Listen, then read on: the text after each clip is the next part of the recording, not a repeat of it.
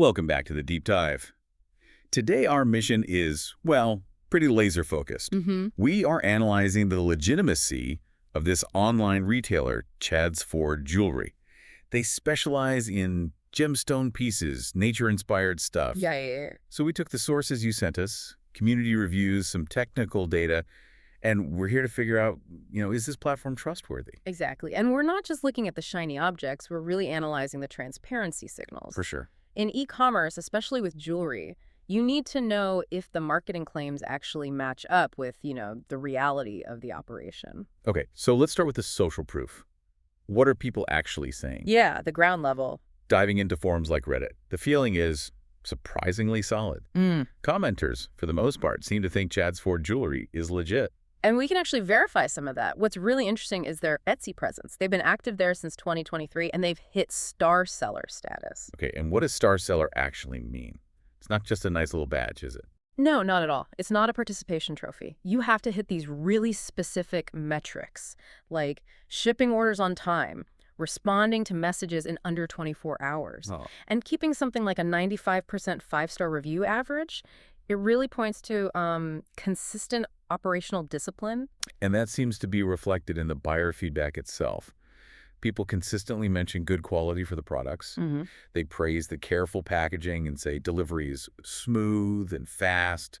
And, most importantly, no major red flag. Right. No big complaints about authenticity or anything like that. So, okay, the community seems to trust them. What about technical side? Let's look under the hood. Yes.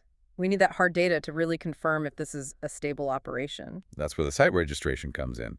We looked at the public WHOISF data, and it shows the website was created back in June 2022. And in an era of fly-by-night dropshippers that pop up and disappear in a month, a couple years of operation is actually a big deal. It's not ancient history, though.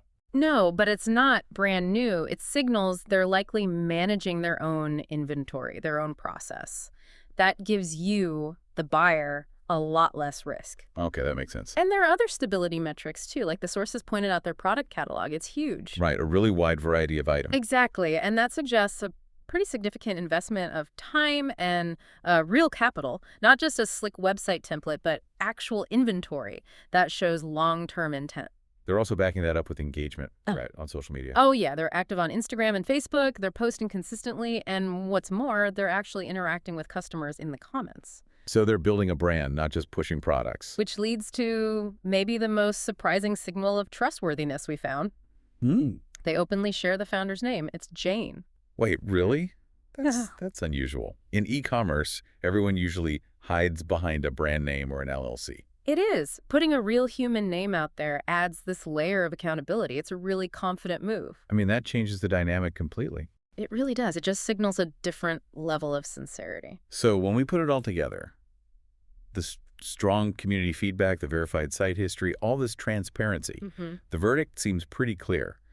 Chad's Ford Jewelry looks like a trustworthy online store. I'd say so. And it really shows that when you're evaluating any platform, you need that trifecta: consumer reviews, site longevity, and operational transparency. That gives you the full picture. For sure. And this leaves us with a really interesting question for you to think about.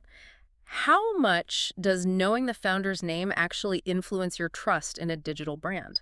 Think about that level of personal accountability the next time you're about to hit checkout.